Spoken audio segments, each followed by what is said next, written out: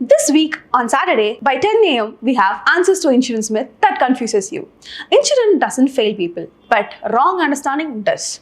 Most people have misconception over insurance, which is so common, but continuing to trust them isn't right. Many people buy insurance based on advice, advertisement, or tax benefits without truly understanding what their policy covers and, more importantly, what it doesn't. Link is in the description.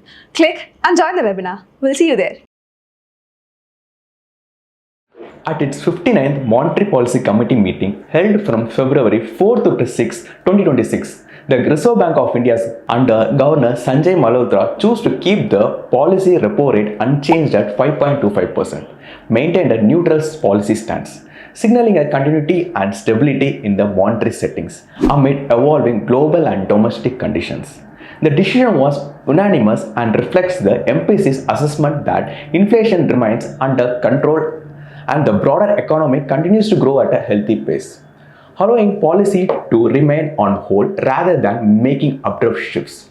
While headline inflation has been stable and comfortably within the RBI's tolerance range, underlying price pressure have also moderated, giving the central bank confidence that the current rate regime is appropriate.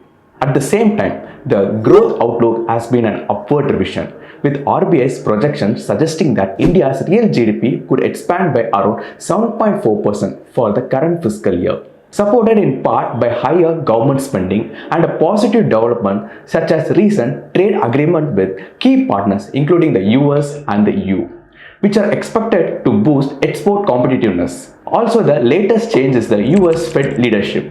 The RBI governor also highlighted that monetary transmission has progressed well, even though some hardening in money market rates was observed last year, and the banking system's liquidity condition remains a focus, with policy tools like open market operations and variable rate repos available to ensure adequate funding in the system.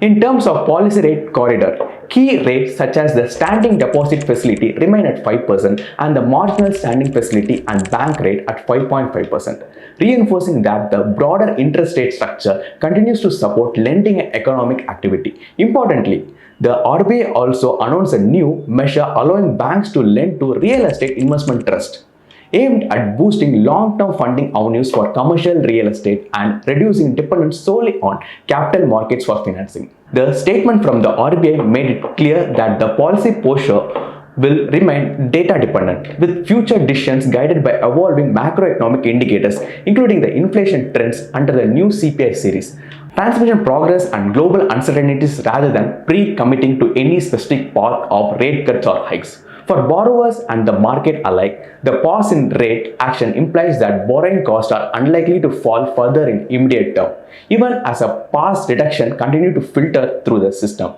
And for investors, the emphasis on liquidity management and forward guidance is expected to shape bond yields and equity sentiment in the upcoming month. What do you think RBI's governor's action will be in the upcoming MPC meeting? Share your thoughts in the comment.